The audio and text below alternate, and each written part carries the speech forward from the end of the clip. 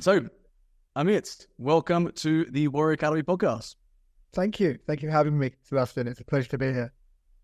So I've seen your stuff online, super inspiring story.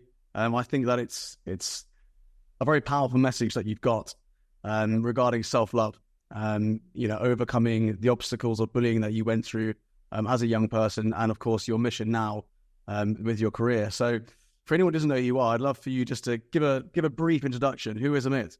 Yeah, so like you said, my name is Amit. I was born with a rare genetic condition called neurofibromatosis, a condition many people can either pronounce, spell, or remember. It's more commonly known as NF1. A condition causes tumors to grow on nerves. Those tumors, for me, grew on my face. For others, it can grow anywhere in the body. But for me, it made it very visible because it's on the face. So throughout life, school, college, university, even sort of in the community, I had various different challenges that I had to face and overcome. But I had this sort of can-do, get-on-with-it attitude, which we can sort of break down why and how throughout the conversations we have. But yeah, and recently I started advocating for the visibly different community on social media, and then decided to make it into a career. And here I am now sitting with you having this discussion, so we can sort of break it down and have a discussion about it. I'm really interested to dive into Billion Strong and to hear what it's all about and hear your mission with it and the progress you guys have made there. But take me back to your childhood. What was childhood like? You obviously most of your memories will be from Birmingham, right? Because you moved to Birmingham when you were 2 years old from India. Yeah. So I imagine there's no memories of India. It's all Birmingham onwards. It is, yeah, it is. It's predominantly sort of school life.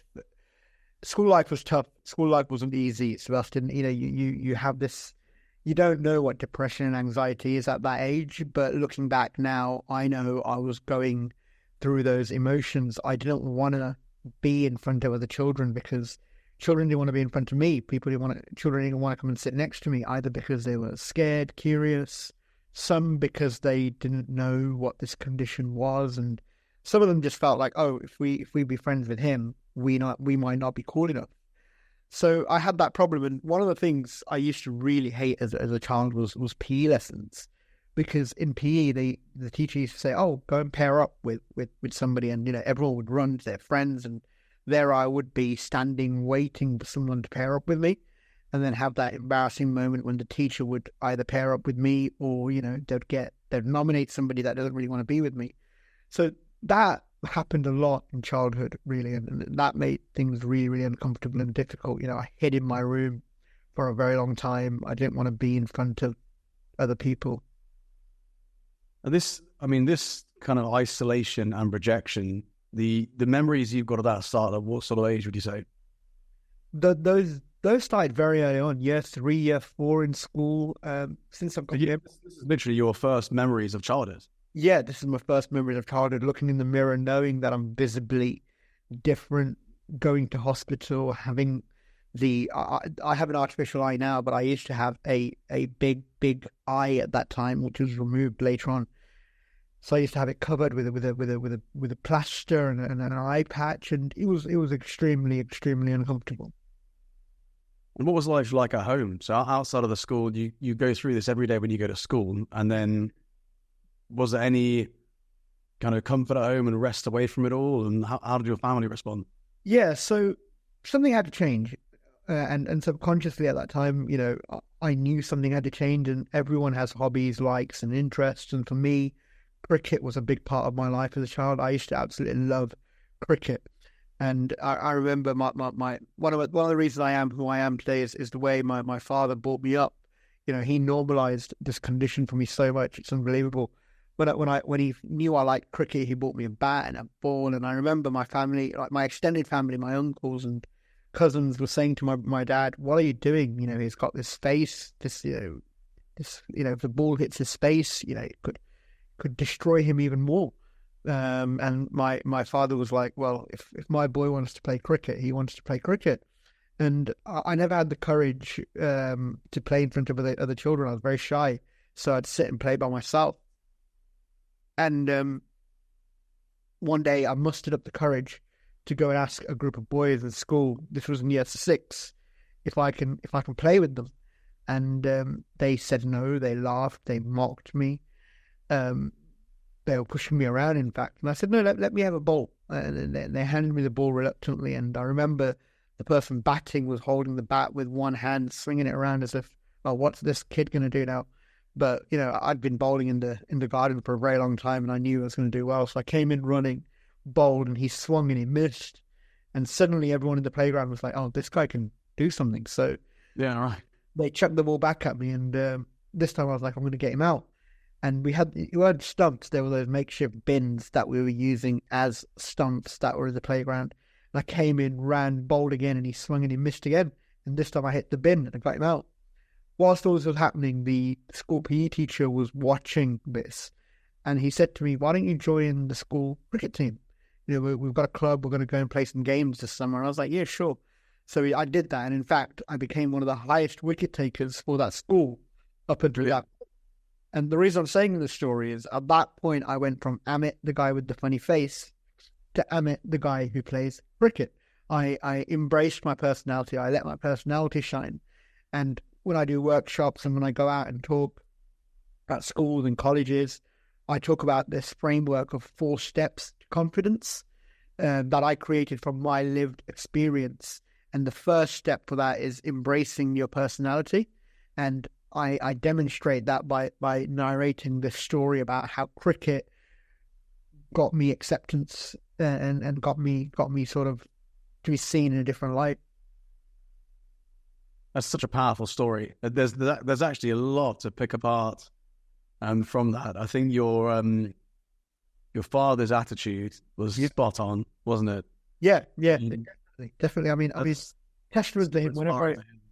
Whenever I do a talk, I give a tribute to him, because everything I am today is because of him. He normalized the condition. He told me off just like he told off his other children. He had the same expectations from me, from education, because had he not done that, had he sugarcoated it for me, had he treated me as if I have a disability and I need to be treated differently, I would have believed that. I would have grown up believing that I have a disability and I have to deal with it, and I have to be treated differently and I have to behave differently. But because he just had that attitude, even though he didn't inside, and I only found that out later on in life when he had passed away, and all the stories I've heard about how he struggled behind closed doors with his mental health for me. What he did for me, on the face of it, was what made me who I am today. Wow. There's a pattern I've noticed with a lot of incredible, inspiring people that I've managed to interview. You know, doing this podcast, I'm so fortunate because I get to meet some incredible people, people with disabilities, or people with additional needs, or people who have gone through serious hardship in their life and been born into very difficult circumstances. And one of the things I've noticed is that they've typically got a role model who kind of sees beyond what they can see in themselves. And often all it takes is for someone else to believe in you just a little bit more than you believe in yourself, and to kind of, as you said, normalize your condition and what you've got and what you're going through, not to make you feel like you're any different to anyone else, but just to say, look, you need to go out there, work hard, and you know, and go for the things you want to go for in life. And it's so aligned with the book I've written, Not a Victim. I think it's very easy for people who go through difficult transitions of bullying to then have this victim mentality and this victim mindset. And so they grow into that role. You know, they go through such a difficult, traumatic experience of bullying, they then become a victim. And what I've noticed is that there's kind of this fork in the road, right? They either go through the experience of bullying and become a victim, and they become this kind of shell of their former selves, and they never grow out of that. And they have this victim mentality throughout their life. Or they have the courage to stand up for themselves. They own and love the traits about themselves which separate them, and they ask for more from life. Yeah, and it sounds like that's exactly what you've done with your father's mentoring. Yeah, absolutely. And that's the mentality, and that's what I talk about in a lot of my workshops, that you have to own it. You own it. You have the ability to do what you want to do if you truly believe in it. And like I said, there's 4 steps to this. The first step was embracing your personality. The second step was accepting yourself. And that brings me to the second part of my sort of life and the story about acceptance, even though I'd embraced my personality and, I had this attitude of can do, and I was in school, I was in secondary school, I was getting on with things. I never learned to accept myself. I never accepted the left-hand side of my face. And what made it worse was in year 7, I had to have a life-changing surgery, a 18-hour-long surgery where I had my left eye removed. And at that time, again, I couldn't sign for it. My father had to sign for it, and he had to give consent for the surgery. And he pat me on the back and said, "You got this. You're a brave boy." Wow. Later on, I found out that after he came home, after he signed those documents, he shut himself in a room and cried for 5 hours because what the complications of the surgery could be. He knew what, a part of my body was being removed from me for the rest of my life. I was 11 years old. I was oblivious to it to an extent. Yeah. I wasn't really aware of the. I guess it's only now you kind of look back and you think about, like you said, the stories of your dad, which you now hear, and you're just like, wow, what an incredible character, and what an awful lot he would have had to go through as well. Yeah, exactly. And my mother was there. She's still here. She supported, but she was a softer one. She was the one who, showed her emotion, showed the tears, called me after a cricket game to say, "You okay when you're coming home?" She was the one that was a bit more softer. I think that's very typical, though. I think that in a typical relationship, if you're lucky enough to have 2 parents, you typically got this balance between feminine and masculine energy, and the feminine energy says, turn to me, I'll look after you, come here. That's the softer energy, right? It's the caretaking energy, and the masculine energy is turn around, there's the world, get ready for it, you've got this. And it's almost like this balance of empowerment and protection. I needed that balance, I guess, and it was great. Mum's comfort, mum's care was needed as well, and that surgery really was difficult because I'd got to a point where I'd embraced my personality. I'd learned subconsciously that, what, if I express my personality to people connect with me. Yeah, great. So even at home, I used to look in the mirror, feel upset, feel sad. I feel like if I'd go out and talk about cricket, talk about walking, talk about football, find a football team that can support and talk about that thing, and then I can connect with people. And I started doing that.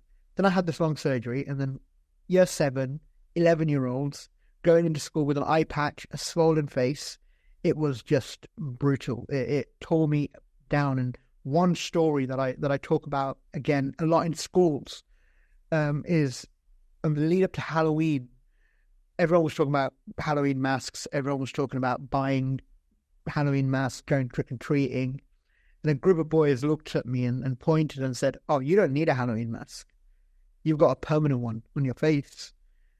And that comment still 25 years on, 26 years on, still lives with me every single day. And the reason I say this to a lot of people in schools...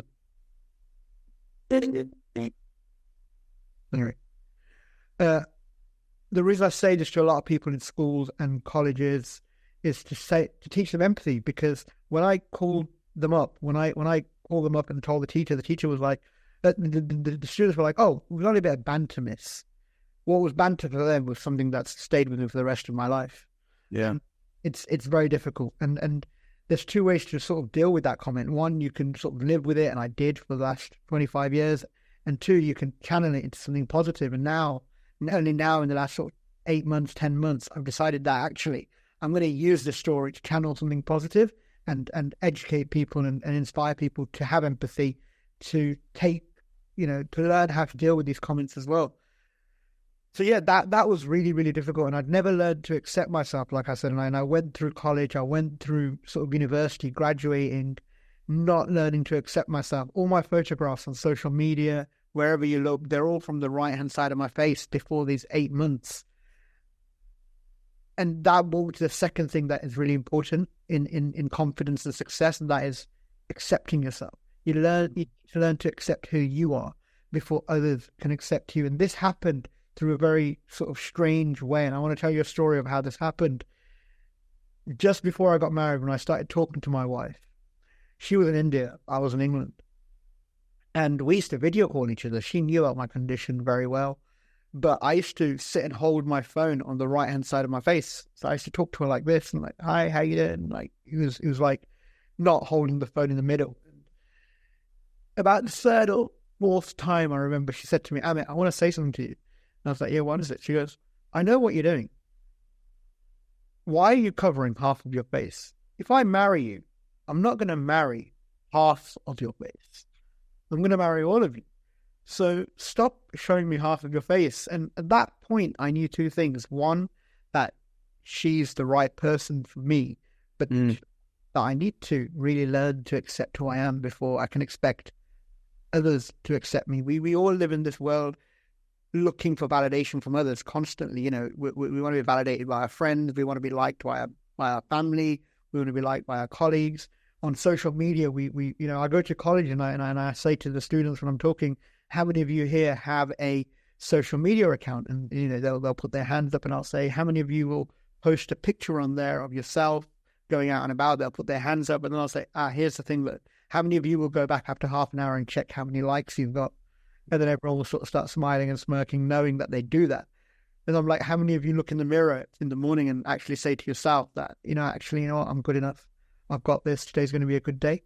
You know, we don't spend enough time in self-validation, self-reflection, telling ourselves enough. And that happened through a journey. It happened through life experiences that I learned that, you know, actually I've got to learn to accept myself.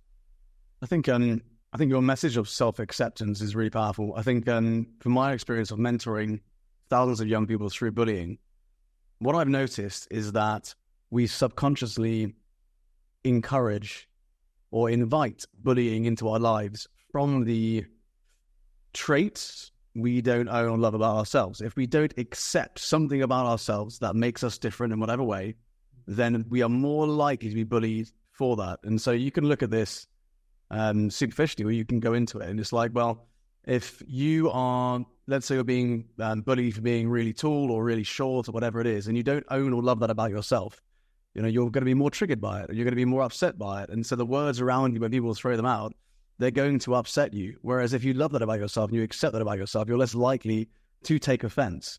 And so you're more likely to transition through that.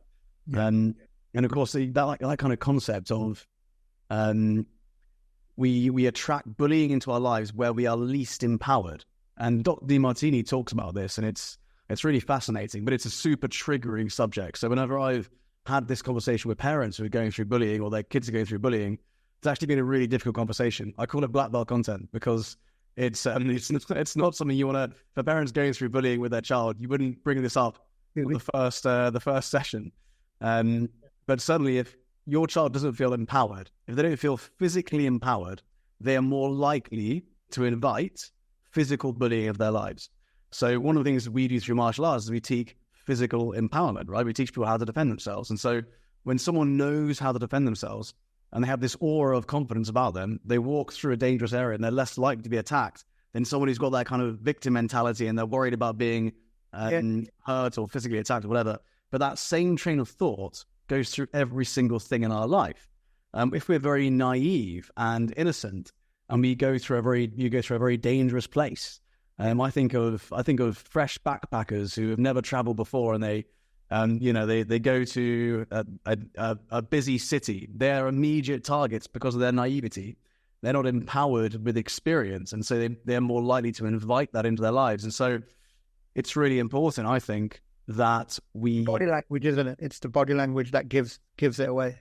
Right, but body language feeds off that feeling of empowerment, right? So it's like I kind of see. You can look at body language like almost like a symptom of the mind and how we're feeling. If you feel, confident and happy and strong, your chest is up, you're having to take up more space in the room, your voice is louder and so on, right? Obviously, you can train the mind by tricking yourself into having good body language and doing it in reverse. But it's just fascinating to me, this focus of empowerment is so vital because it prevents the issues later on, prevents you actually attracting bullying into your life. Would you agree with that? Yes, I completely agree with that. And that training of the mind that you just said made me think of that moment that I tried doing that a lot of the times. Like you said, walking through an area. There's a story or there's an incident that happened in my life where I was trying to walk through a bus stop and there was a group of kids standing at the bus stop.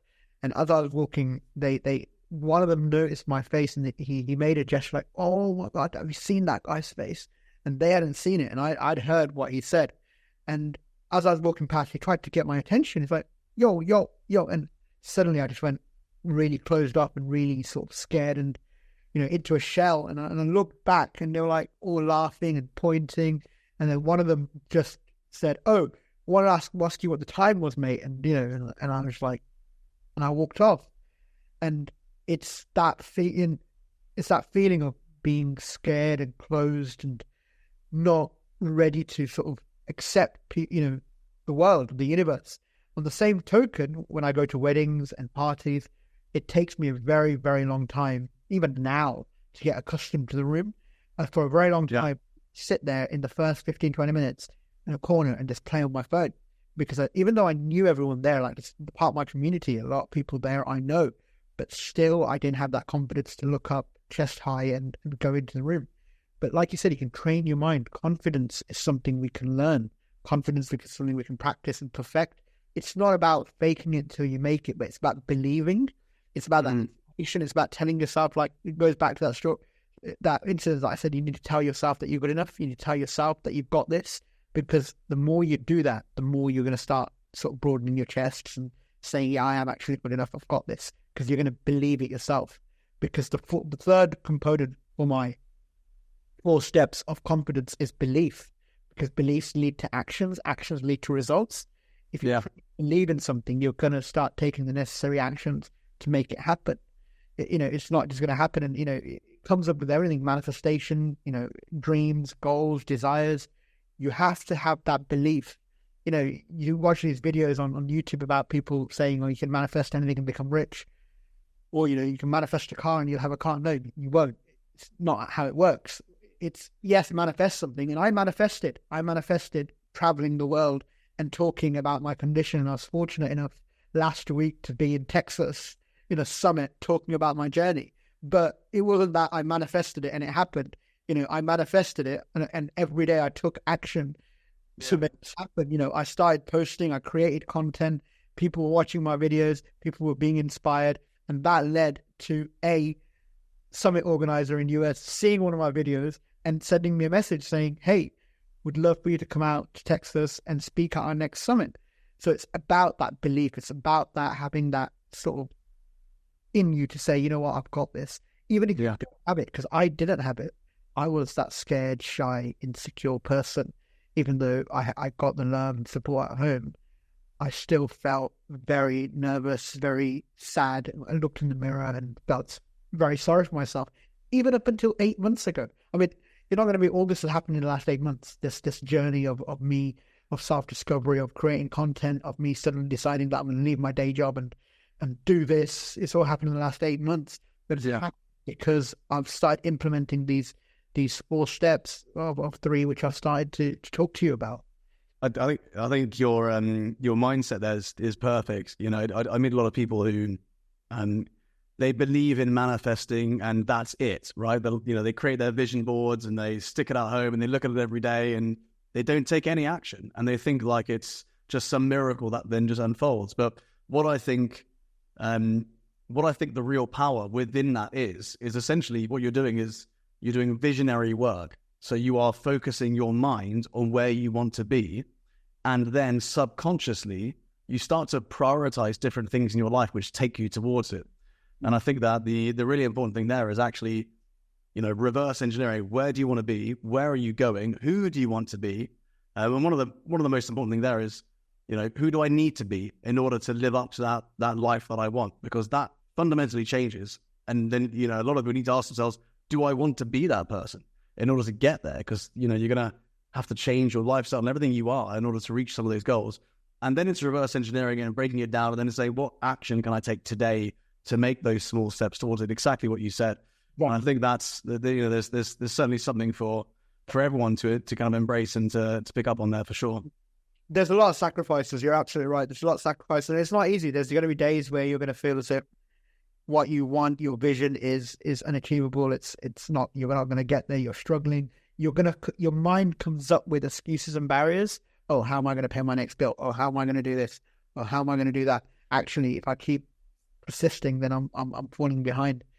But I say you should take action every single day, however small or big that action is. Some days it might be just an email to a school saying, hey, this is what I do. Or another day you might be going and speaking at a summit, with 2,000 people in the room.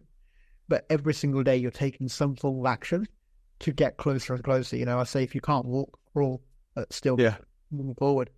I love that. If you can't walk, crawl. Yeah. Brilliant.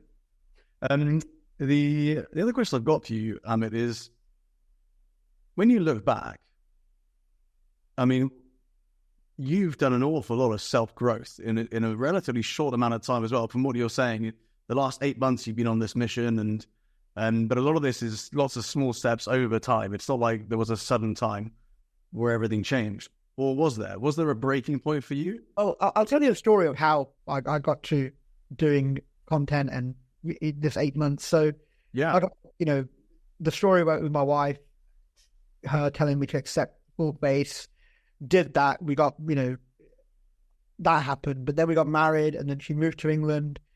And she, I was working in sales. I was working in business development. I was working for companies like Adobe, IBM. I was working in financial services. And then before I left my work in legal services, selling. I was a salesperson throughout all my life. In fact, I started my career on the phones, telesales, because I guess subconsciously I didn't want to be front of house. But then when she got here, she said to me, Amit, why don't you create some content? Why don't you share your journey? You're going through so many things in life. You've got so many examples you can share. I think you could really help people. She said, create a TikTok video. And I was like, TikTok, that's some singing and dancing. Nah, not for me. I'm not doing that. She goes, no, do it. And she's in the kitchen. She can hear me when I'm going to say this. She's going to get upset with me again. But she kept nagging me. As wives keep nagging you, I can see a frying pan flying through the air right now. Yeah. Correct. Breakfast, dinner. She's like, have you made that video? Have you made that video? And she's like, you don't get it, make it. So you know what? One day I made it. I don't know if it was shut her up or if it was just because it sounds like you found the perfect accountability partner there. Yeah. So, reluctantly, I made that video at that point, but I say reluctantly now, but it was the greatest thing I ever did in my life. I created this TikTok video where I said, I want to help, support, and inspire the world with my lived experiences. I was born with neurofibromatosis, and over the next few weeks, I'm going to share some of my life's journeys to help people. That one video alone got over 100,000 views in the first day, and over 2,000. At one point, I was getting over 2,000 followers on TikTok. And what really changed was about 2 weeks after, a young girl reached out to me from South Africa. And she said to me that I have neurofibromatosis, but my tumors grow on my legs. And I love your videos, but I really enjoy swimming, but I can't go swimming because I'm scared of people judging me and me losing my friends. At the moment, I can cover them. What should I do? And I told her the story about cricket and how I embraced cricket and how that opened for me. And she said thanks, and she went off. And I thought that was it. Great. 2 weeks after, she came back. She came back and sent me another DM. And in the DM, she said, hey, I want you to see something. And she showed me a screenshot of her Facebook profile picture. And it was her in a swimming suit saying, I have neurofibromatosis and I'm proud. And it turned out from that post that her lecturer also has neurofibromatosis. No way. And for me, that was like, wow, if my videos can have that power that it can move someone to accept themselves in that way, I'm game. This is what I want to do. Continued creating content, and I continued creating TikTok videos. I continued growing. I started blogging on LinkedIn. I started writing my life experiences on LinkedIn, getting a lot of traction. And my manager at that time then said to me, hey, why don't you go to my daughter's school and speak? I'll set it up. Go and share your journey. She's in primary school. I'll set that up. He go, yeah, sure, set it up. So he set it up. He got me to go to his daughter's school. Went there, started talking about my journey, my school life, how I was lonely, the PE lessons, cricket, how I embraced it. And then told them how in secondary school I lost my left eye, blind in one eye. And this young girl puts her hand up and goes, are you blind in one eye? And I said, yeah. And then what she said after that, again, completely was like, this is what I want to do after this. She said, I'm blind in one eye as well. And none of the other students knew this. Only the teachers knew. Wow. And she said, if you're okay, I'm going to be okay. And at that point, I knew this is what I want to do for the rest of my life. I want to help, support, inspire people by sharing my life story. In that example you just given of the girl standing up and for the first time announcing that she was blind in one eye, she obviously didn't tell anyone up until that point, probably because she was embarrassed about it or was worried what everyone would think or whatever it is. Isn't it incredible that when we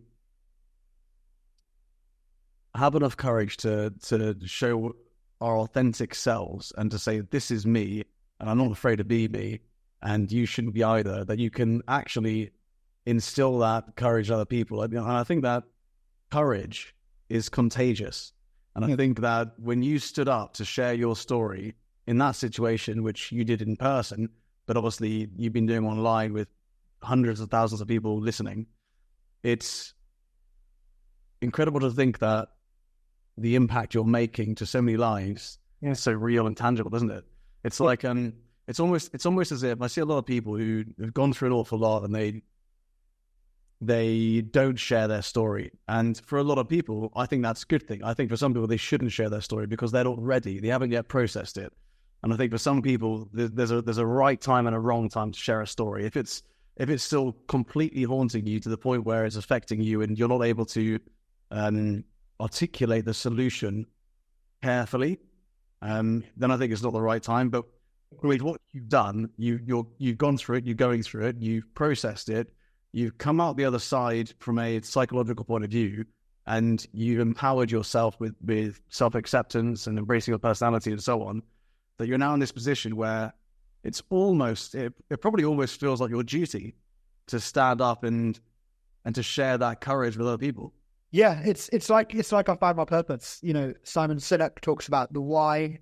It's you know, I saw that why video like 4 years ago and couldn't work out what it meant, but now I know exactly what that why is. When you worked out the why, everything else sort of falls into place.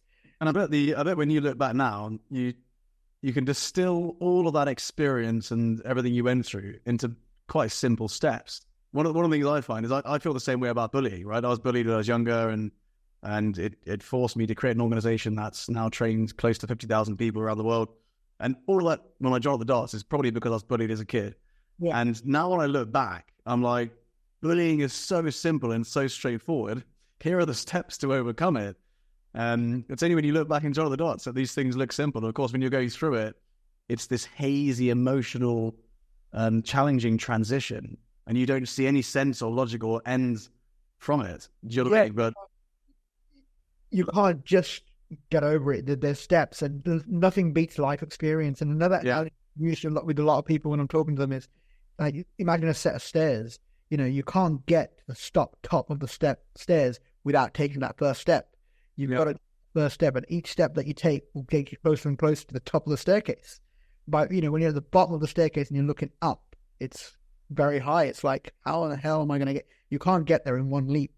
No. You've got to go step by step. And I talk about that with a lot of people about achieving goals, achieving things they want to get to, dealing with adversities in life. You know, it takes consistency, it takes practice, and it takes time. And you're going to have days when you're going to go right back to where you used to be. I have days where I go right back to it, where I used to be, and I've had it. Why am I born this way? Why do I look like this? Why can I not have a symmetrical or a normal face? You know, it absolutely happens. Yeah, absolutely. And those 4 steps to confidence, to building confidence, was embracing personality, accepting yourself. What was number 3 again? Believing in yourself. So believing in yourself. And then number 4? So number 4, again, this one is a beautiful thing. I think it's celebrating each other's differences. We're all born different. You know, disability or no disability, we all have our favorite Netflix series. That's what I say. You know, we're all human at the end of the day. And that's what needs to be celebrated. If we can celebrate our differences, then the world is going to be a beautiful place. That empathy will come into work, that the bullying will be eradicated. People will feel more sort of themselves because they'll be comfortable that, you know, we're celebrating each other's differences. I know it's a million years away until we can get everyone to do that, but through our messaging, if we can get 10 people to say, you know what, I'm going to be more empathetic from tomorrow, or because a lot of people used to stare at me, and they still do at the bus stops and train stations, and I'm going out. And I used to be very shy about it before, but now I go up and I say hello, and I say, hey, it's you were staring at me. Do you want to know about me? Should I tell you? And then I'd say, I was born with this condition.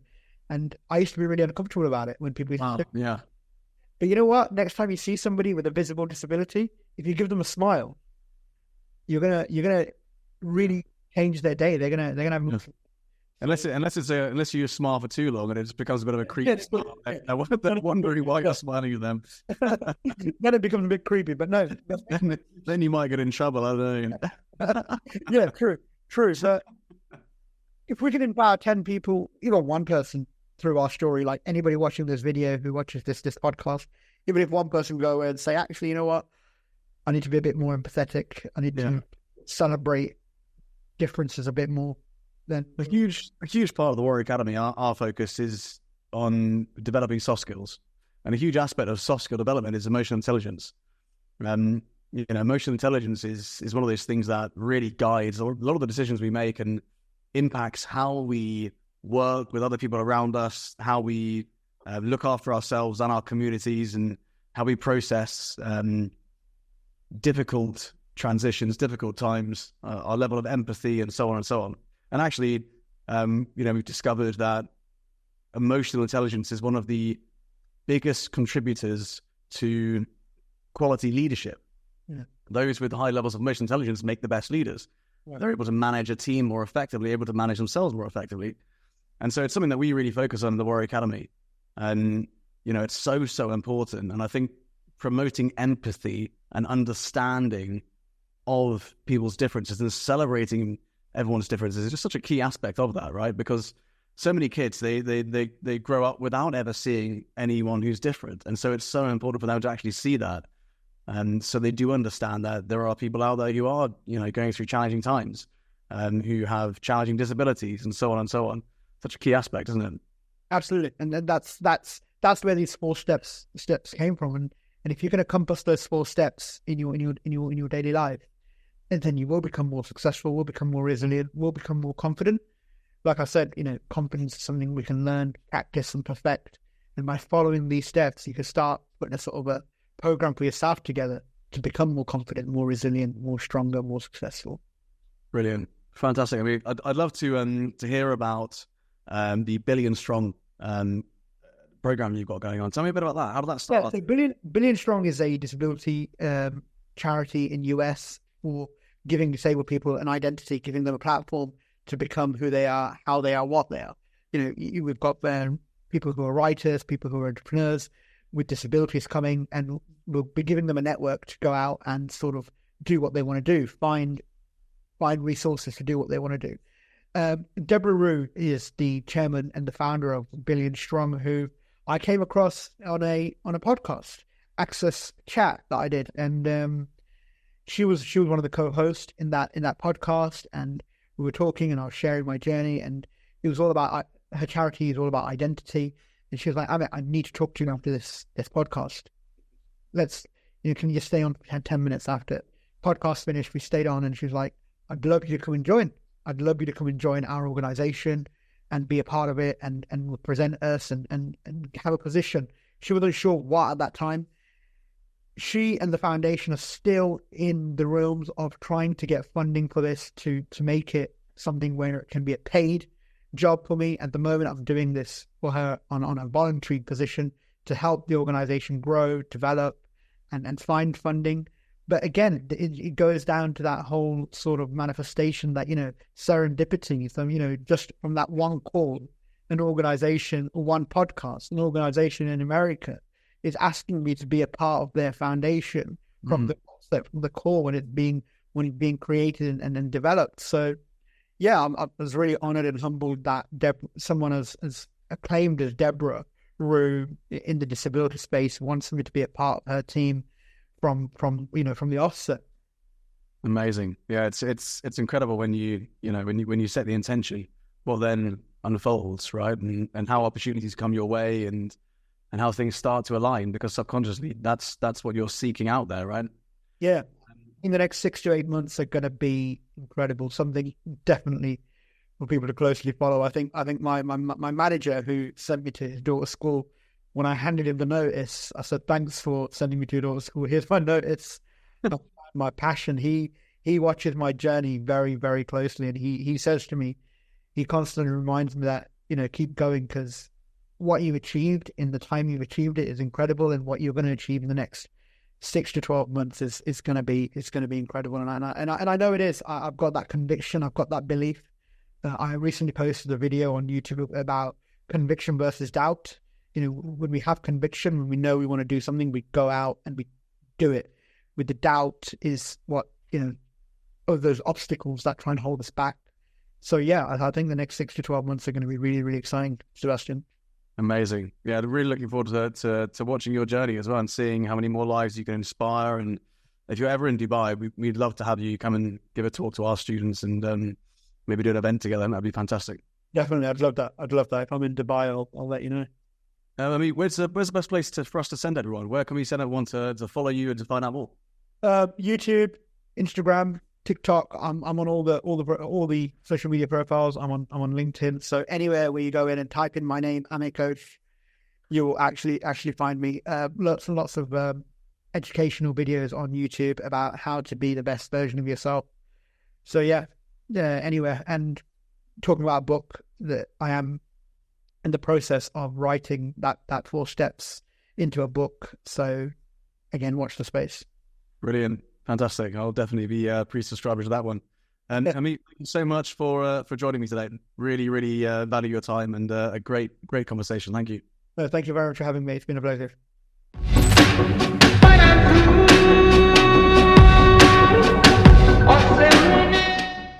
I really hope you enjoyed today's Warrior Academy podcast episode.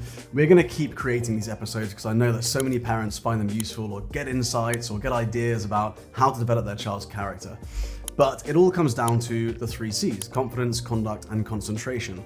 So if you want to get a deep insight into the levels of confidence your child has, the level of concentration they have, or the level of conduct they have, so that you can actually put a score next to it and then work towards increasing those scores like we do in the Warrior Academy, then I'd love to invite you to fill in the Breakthrough Area Assessment. It takes about 5 minutes of your time, and you will get a personalized PDF report on your child's 3 C's. To access the Breakthrough Area Assessment and find out your child's 3 C's score, all you need to do is go to www.breakthrougharea.com.